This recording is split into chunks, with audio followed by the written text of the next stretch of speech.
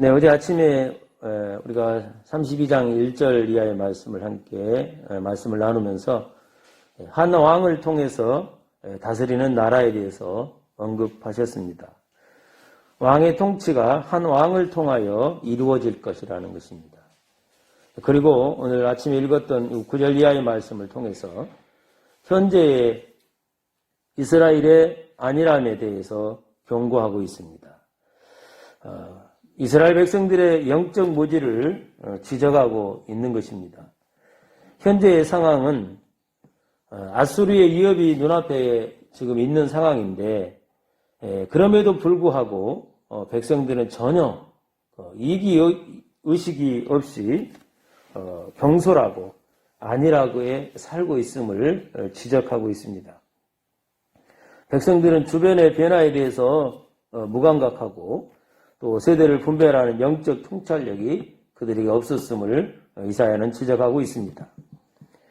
하나님은 이사야를 통해서 그 당시 이스라엘의 제약이 극도에 달했음을 말하고 있을 뿐만 아니라 동시에 개인적인 죄와 또 공동체의 죄가 서로 분리되는 것이 아니라 서로 밀접한 관계가 있다는 것을 알려주고 있습니다. 그 내용이 12절 이하의 말씀인데 좋은 밭을 위하여 열매 맺는 포도나무를 위하여 가슴을 치게 될 것이니라. 형국과 진려가 내 백성의 땅에 나며 희락의 성읍 기뻐하는 모든 집의 날이니 대저 궁전이 폐함바되며 인구 많던 성읍이 적막하며 산과 망대가 영영이 규례리 되며 들나귀에 즐기하는 곳과 양떼에 풀 먹는 곳이 될 것이니와 라고 말씀하고 있습니다. 그리고 이사야는 현재 이스라엘 상태를 대해서 경고한 후에 오늘 우리가 15절 이하의 말씀을 제가 함께 나누려고 했던 말씀인데요. 하나님의 성신이라고 있습니다. 구약에서 성신, 바로 우리가 성신을 성령이라고 표현할 수 있는데요. 하나님의 성신으로 이루어지는 한 나라에 대해서 언급하고 있습니다.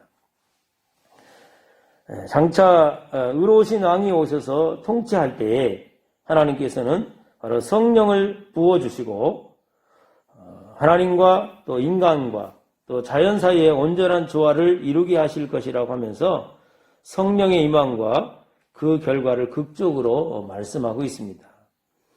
하나님께서 말세에 사는 성도들에게 가장 큰 약속 중 하나가 뭘까요? 그것은 성령을 부어주시겠다는 약속입니다. 구약에서는 우리가 성령이 임하는 사람들이 제한되어 있었습니다. 그러니까 선지자나 또 사사, 또 왕, 성전을 건축하는 장인들 같은 특정한 사람들에게 개인적으로만 제한적으로 성령이 임했습니다. 그런데 오늘 성령 말세에는 어떤 특정한 사람에만 주는 것이 아니고 만민에게 누구에게든지 하나님의 성령을 허락해 주셨습니다. 그리고 그 성령은 땅에서 솟아나는 것이 아니고 또 우리 인간이 주는 것이 아니고 오직 이에서부터 하나님으로부터 우리에게 주어진 것이라고 분명히 말씀하고 있습니다. 성경은 이로부터고 그 결과는 땅에 축복을 내리시겠다고 하신 말씀이 오늘 읽었던 우리가 15절 말씀입니다. 필기경은 이에서부터 성신을 우리에게 부어주시리니 광야가 아름다운 밭이 되며 아름다운 밭을 살림으로 여기게 되리라. 아멘. 성령이 임하심으로 이루어지는 나라는 택한 백성에게 영원한 또 안식을 영원한 평안을 가져다 준다고 계속해서 말씀하고 있습니다. 이러한 삶은 하나님 나라에 함께 참여하는 모든 자들의 삶과 또 그의 특성과 동일한 말씀임을 우리가 볼 수 있습니다. 17절의 의의 궁유는 화평이요 의의 결과는 영원한 평안과 안전이니라 라고 말씀하고 있기 때문입니다. 자, 그러면 하나님께서 왜 성신, 즉 성령을 우리에게 부어주신다고 이사야를 통해서 말씀하셨을까요? 구약에서는 특정한 사람들에게 성령을 부어주시는데 오늘 우리에게 예수 그리스도를 믿고 여러분과 제가 하나님의 자녀가 되었는데 성령을 통해서만 우리가 하나님의 자녀라고 인정을 받게 되는데 이사야를 통해서 말씀하고 있는 성신을 우리에게 왜 부어주신다고 하셨을까? 오늘 15절에 필경은 이에서부터 성신을 우리에게 부어주시리니 광야가 아름다운 밭이 되며 아름다운 밭을 살림으로 여기게 되리라. 즉 광야를 아름답게 해주시기 위해서 성령을 바로 보내주시겠다 말씀하고 있습니다. 광야, 우리는 광야를 우리는 이스라엘을 가보지 않았기 때문에 잘 이해할 수 없습니다. 광야는 아무 생명이 없습니다. 물도 없는 곳이고 덥고 숨이 막히는 곳입니다. 또 길이 뚫려 있지 않습니다. 가도 계속 쌀벌한 곳이 광야입니다. 즉 아름다움도 없습니다. 여기서 광야는 우리 인생의 마음을 표현합니다. 오늘 우리가 살아가는데 성령이 없는 사람은 광야와 같습니다. 성령과 함께 하지 않는 사람은 오늘도 사막과 같은 삶을, 그런 상황을 맞이하고 사는 자입니다. 성령 없이 사는 사람은 목마르고 답답하고 또 희망도 안 보이고 미래의 비전이 없는 그런 사람을 우리가 광야와 같다라고 할 수 있습니다. 그러나 성령이 있는 사람은 반대로 그 안에 생명이 있습니다. 성령이 함께하는 사람은 생수가 흐르고 시냇가에 심은 나무처럼 무성하고 또 아름답고 기쁘고 즐겁고 감사와 찬송이 넘치는 삶을 살게 됩니다. 그러나 오늘 우리가 보아도 먹어도 가져도 만족이 없고 또 몸부림쳐보고 아우성쳐도 답답하고 삶의 의욕을 상실하고 모든 일을 포기하고 싶은 그런 인생이 있다면 지금 광야와 같은 그런 삶을 살고 있는 것입니다. 코로나로 인해서 많은 사람들이 이런 어떤 마음들, 이런 상황들이 처해 있는 모습들을 봅니다.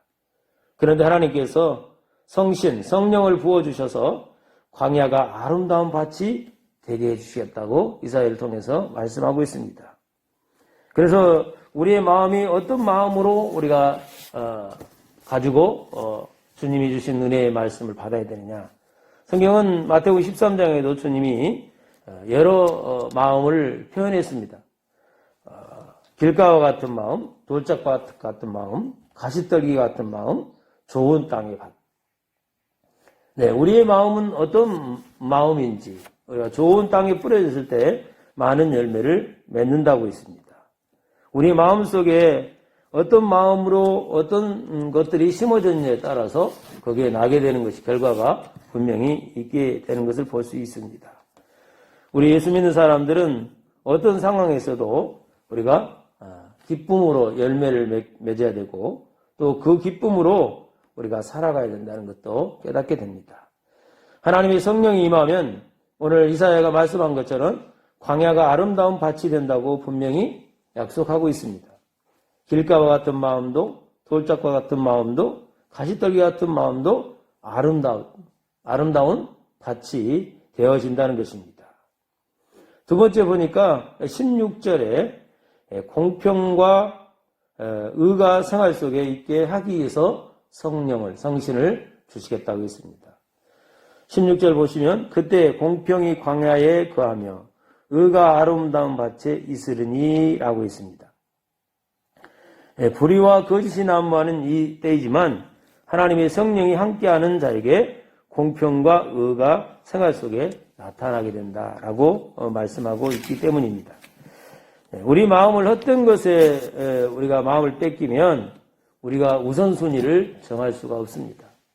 네, 오늘 우리가 늘 기도하면서 아직도 주님을 알지 못한 자들의 마음을 보면 그들이 우선수의 삶이 어디에 있느냐에 따라서 그의 인생을 그것에 또 그들이 바라는 것에 자기 인생을 맡기게 됩니다. 필요 없는 것 때문에 가장 존귀한 것을 어떻게 보면 가장 귀한 것을 고배해 온 것을 놓쳐버리는 것이죠. 그렇기 때문에 우리가 안타깝게 생각하는 것입니다. 우리는 가장 귀한 예수님을 붙들고 그 주님의 공의로 우리가 따라 살아가는 삶이기 때문에 우리는 복된 삶을 살아가고 있는 것입니다. 불의를 쫓는 길을 스스로 자신을 하나님의 축복으로 우리가 바꾸어 주시는 이 삶 앞에서 오늘도 하나님께서 원하신 그 길을 걸어가는 자가 축복된 자라는 것을 다시 한번 깨닫게 됩니다.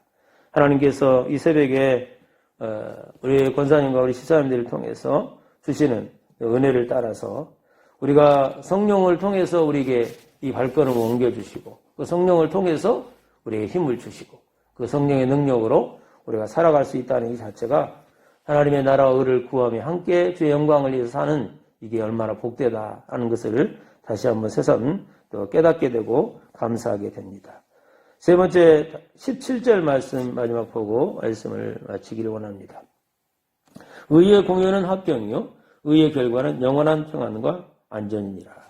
영원한 평안과 안전을 주시기 위해서 성신을 바로 성령을 보내주시겠다고 했습니다. 의로운 행위는 화평과 즉 풍성한 기쁨을 가져다 준다고 하는 것입니다.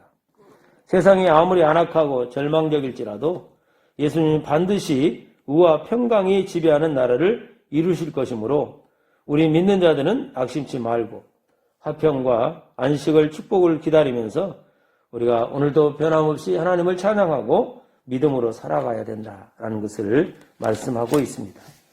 야고보서 3장 18절에 보니까 화평케 하는 자는 화평으로 심어 의의 열매를 거두느니라 이렇게 말씀했습니다. 하나님께서 우리에게 영원한 평안과 안식을 주시기 위해서 성령을 부어주셨습니다.